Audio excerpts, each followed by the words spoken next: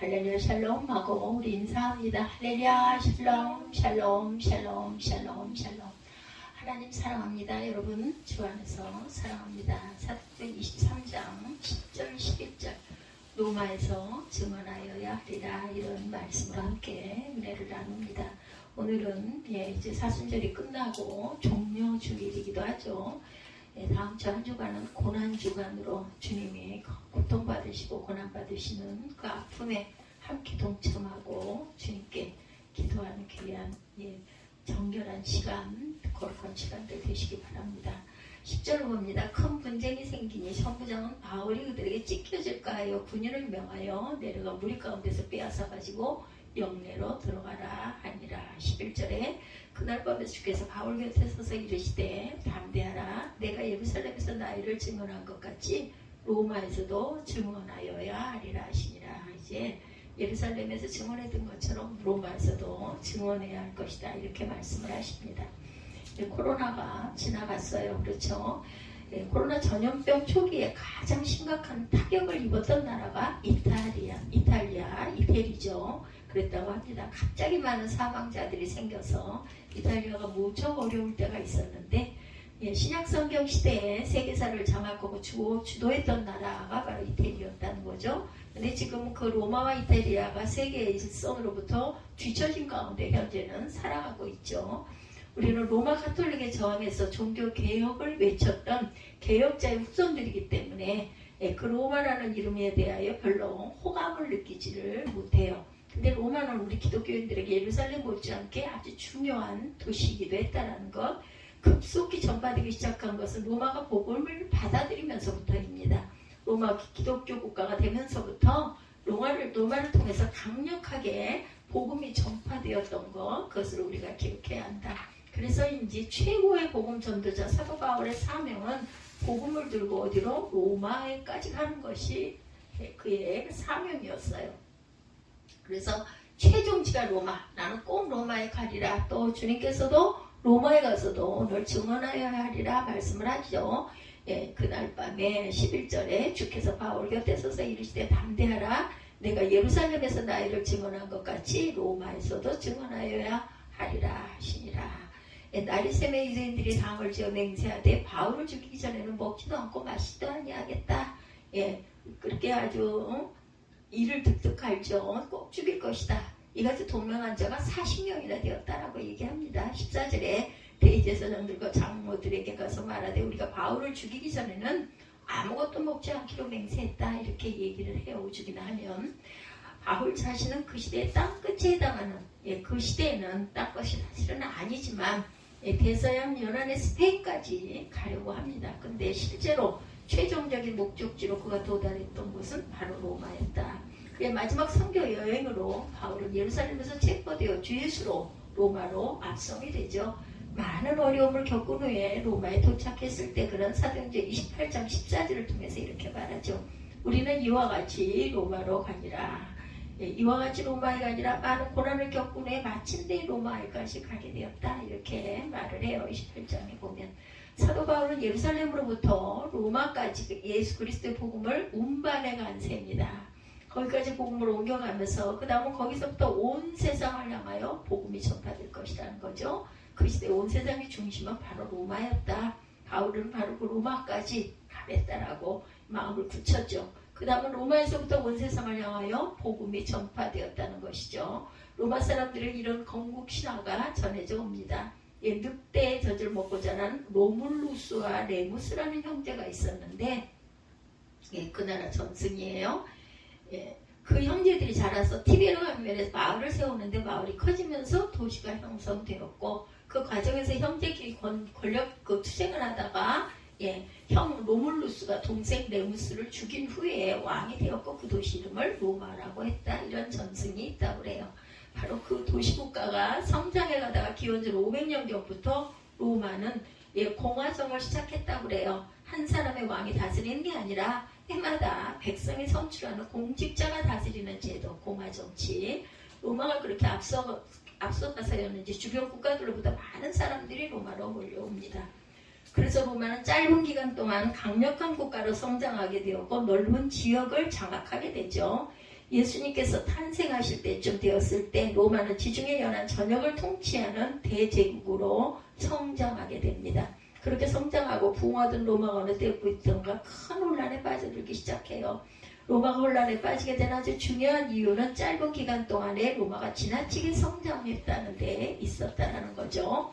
그런 혼란을 해결하면서 혜성같이 등장한 인물이 줄리어스 시저. 여러분들 세계사 속에서 이름 들어보신 기억이 있으실 겁니다. 그가 시대 혼란을 해결하는 것까지는 좋았는데 시저는 독재와 같은 통치를 펼쳤어요. 그러던 중에 로마의 장래를 염려하던 누군가가 시저를 암살하게 되죠. 시저가 암살된 얼마 후에 그의 조카인 옥타비우루스라는 인물이 로마의 권력을 장악하게 됩니다. 권력을 장악한 그는 자신을 일컬어 황제다 이렇게 말해요. 공화정의 시대에 이제 막을 내린 셈이죠. 황제가 바로 가이사 아구스토입니다. 누가복음 2장 1절에 전하고 있죠. 그때 가이사 아구스토가 영을 내려 천하에 다 호족하라 했다. 호족을 하라고 명을 하죠. 로마 제국에 속한 백성은 모두가 호족을 해라. 그 명령을 내린 황제가 가이사 아구스토였다. 바로 그 가이사 아구스토 시대의 유대 베들레헴에서 예수께서 탄생을 하시죠. 가이사 아구스토 통치한 이후로 200년 동안 로마에 평화가 있었다 이렇게 전해지고 있습니다. 그 시기에 그런 평화를 일컬어 로마의 평화, 팍스 로마나 여러분들 들어보셨죠? 이렇게 부릅니다. 그러한 로마의 평화를 배경 삼아서 이제는 그리스도의 평화와 복음이 온 세상을 향하여 전파되고 있고 가이사 아구스토 이후에 로마는 많은 민족들에 대해서 열린 정책을 펼치기 시작을 합니다. 많은 민족들의 많고 다양한 문화에 대해서 개방적인 입장을 취했던 거죠. 로마는 헬라 철학이나 헬라 문화에 대하여 열린 입장을 취합니다. 페르시아의 예술에 대해서도 개방적인 입장을 취했어요. 바벨론의 점성술에 대해서도 열린 입장을 취합니다. 로마의 개방적인 정책은 유대교와 유대인들에 대해서도 마찬가지였다.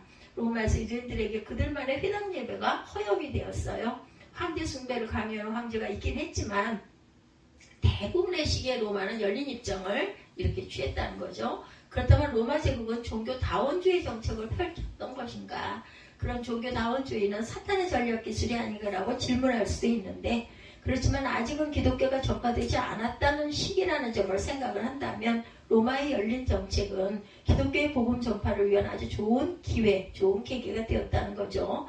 넓은 지역과 많은 민족을 통치했던 로마로서는 어쩔 수 없이 열린 정책을 채택한 셈인데 그러한 로마의 입장이 기독교의 선교와 관련해 절호의 기회가 되었다는 겁니다. 그 기회에 받아들여질 수도 있는 문이 열려 있었던 그런 상황인데 어느 시기에 가서 로마는 유대의 추방령을 선포하게 됩니다. 유대인들은 모두 다 로마로 떠나야 한다는 로마 황제의 강제적인 명령이 선포됐어요. 그 강제 추방령에 대해서 사도행전 18장 2절에 이렇게 증거합니다.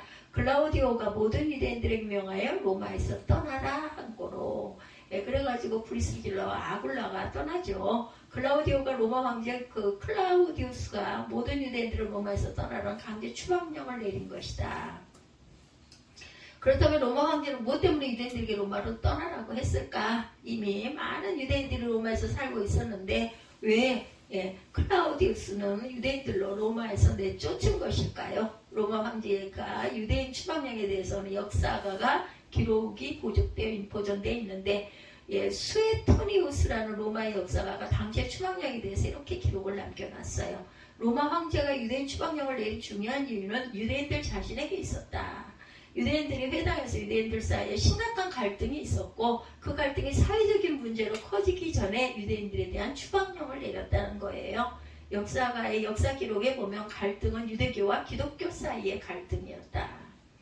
사도 바울이 아직은 로마에 가지 않았을 때인데 그런 로마에서 이미 기독교 복음 전파로 인한 갈등이 생겨나고 있었던 거죠. 최근에 한국교회에서 생겨난 문제들은 주로 교회 정치적인 이유 때문입니다. 교회를 이끌어가는 주도권이 어느 편에 있느냐 하는 권력 다툼의 문제가 대부분이었는데 그 당시 로마에서 일어났던 유대인들의 갈등은 신앙과 신학에 관한 문제였다는 거죠. 나사렛 예수가 그리스도인인가 아닌가. 유대인들이 오랫동안 기다려온 메시아가 나사렛 예수인가 아닌가 하는 문제로 인해서 해당 공동체가 심각한 갈등을 겪고 있었다. 그 갈등이 격화되면서 사회적인 문제로 확장이 되는 동안에 결국 유대인들 모두가 로마에서 추방을 당하게 됩니다. 아이고 골치 아프고 정신없어 너네는 너네 나라로 가라 였던 거겠죠. 예, 로마 유대인 회당 공동체에 율법적인 유대인들이 중심이 되어서 이끌어가고 있었고 그 공동체 언젠가부터 예수라는 그리스도가 외치는 기독교인 유대인이 나타나기 시작을 했다는 거예요. 새롭게 등장한 기독교인과 회당을 이끌어가는 유대인 사이에 다툼과 갈등이 심해지고 커지면서 로마의 사회적인 문제가 되었다는 거죠. 그렇기 때문에 추방을 하게 됐어요. 그래서 로마 황제가 유대인들은 모두에 대해서 강제 추방령을 내렸다는 것. 로마 황제가 강제 추방령을 내렸을 정도라면 그 당시 회당의 갈등이 아주 심각했던 것이다. 갈등의 방식도 상식의 수준을 넘어섰을 것이라는 거죠. 아직은 바울이 로마에까지 가지 않은 시기였기 때문에 유대인 회당에 기독교인이 있었다고 해서 아직은 소수였을 것으로 판단이 됩니다. 복음의 세기를 열기 위해서 초기 기독교인들이 많은 어려움을 겪었을 것이다라는 것은 아주 우리가 상상만 해봐도 알 것 같죠. 로마 시민들이 바라보기에 참으로 부끄러운 모습을 보였을 가능성이 커요. 그렇지만 자신의 믿음이 옳다고 믿는다면 그 믿음을 지키려고 열심히 싸우는 것은 또한 옳습니다. 싸우는 방법이 신앙과 양심을 넘어서지 않아야 하는 것이 당연한 거죠. 그렇지만 갈등과 분쟁의 방법이 내가 원하는 범위 안에 머물러 있기 어렵다는 것도 또한 당연한 것이었다. 어쨌든 내가 옳다고 믿는 믿음을 위해서 나의 주 예수 그리스도를 위하여 내가 할 수 있는 만큼 갈등하고 인내하고 싸우는 것은 당연했다는 겁니다. 그런 문제를 우리가 어떻게 받아들일 것인가? 우리나라에서도 오랫동안 많은 교회들이 심각한 갈등과 분쟁, 이단이다 아니다 이런 게 많았었어요. 그렇죠? 그런 갈등과 분쟁을 어떻게 분별하고 우리는 판단해야 할 것인가? 이제 이 시간에 그 말씀 예화를 하나 전해드립니다. 과거에 저지른 부끄러운 언행 때문에 무척 곤혹스러워했던 어떤 분의 이야기예요. 과거 언젠가 저지른 잘못이나 행동을 기억하면서 정말 마음에 불편할 때가 많이 있었다는 거죠. 우리도 사실은 알리지 않은 누구인가 말 못하는 어떤 부분들 때문에 갈등을 할 때가 적지 않아 있어요. 지나간 일들에 대해서. 그만이 아니라 저와 여러분들도 이런 부분들이 있을 수 있는데 믿음이 없을 때는 믿음이 아직 미성숙했을 때는 그럴 수밖에 없었을 것이다. 이렇게 합리화를 합니다. 그런 문제에 대해서 어떻게 여러분들을 생각을 하고 계시는지 정말 내 지난 날을 다 드러내기도 그렇고 안 드러내자니 속이는 것 같고 이런 갈등이 있기도 하죠. 그렇기 때문에 오늘날 내가 이만큼 내 지난 날에 그런 거울이 있기 때문에 이렇게 되었다라고 생각하시는 분들도 있을 것이고 내가 왜 그때 그랬을까 하고 후회하시는 분들도 있을 거예요.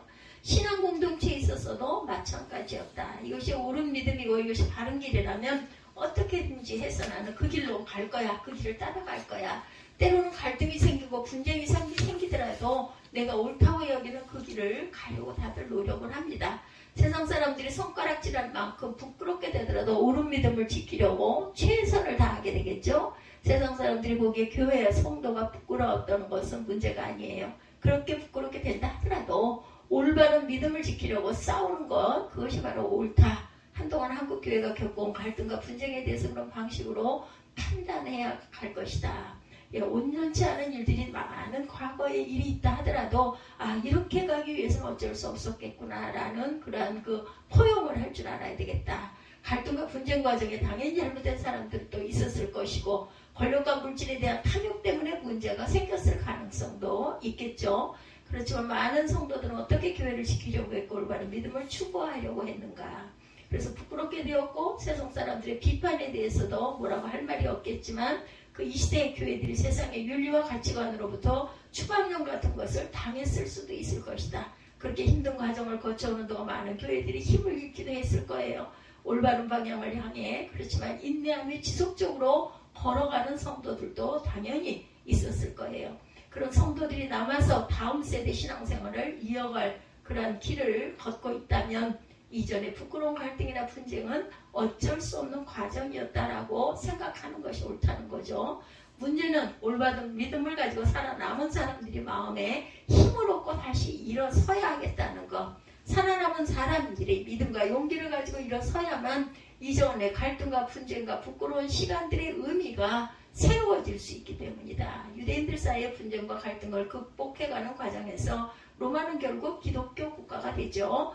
유대인들이 모두가 로마에서 쫓겨나기도 했어요. 그 이전에. 참으로 부끄러운 역사이긴 하지만 그들의 신앙을 위해서 열심히 싸웠다는 점에서는 조금 달리 우리가 생각을 해봐야 될 것이다. 로마가 기독교 국가가 되어간 과정에 초기 기독교인들의 갈등과 분쟁과 부끄러움의 과정이 있었던 것을 우리가 이해하고 가자는 거죠.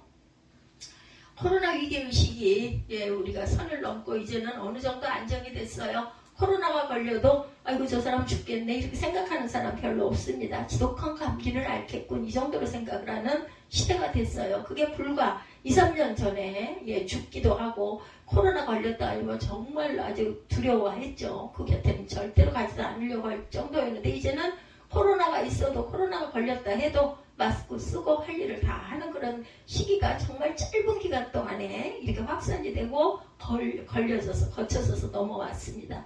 어느 교회에서나 마찬가지로 교회 내적인 힘을 회복하는 것이 가장 큰 과제. 내적인 힘들이 너무나 약해져 있기 때문에 그걸 다시 회복해야 될 시기라는 거예요.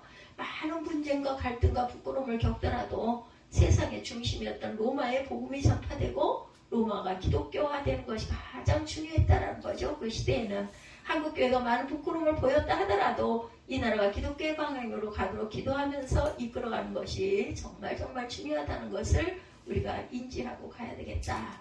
하나님께서는 최고의 복음 전도자 바울로 하여금 죄수가 되어서까지 로마로 가게 하셨어요. 결국은 스스로가 못 가니 어떻게 보면 보호를 받고 간 거죠. 죽일 수도 있었는데 주변에서 죽이려는 사람들이 40명이 결단을 해가지고 죽이기 전에는 먹지도 않고 마시지도 않겠다고 했었죠. 죄수가 되어 로마로 압송되기 직전에 예수께서 바울의 환상 중에 나타나셔서 말씀하시죠. 오늘 보면 11절에 그날 밤에 주께서 바울 곁에 서서 이르시되 담대하라 내가 예루살렘에서 나의 일을 증언한 것 같이 로마에서도 증언하여야 하리라 하시니라.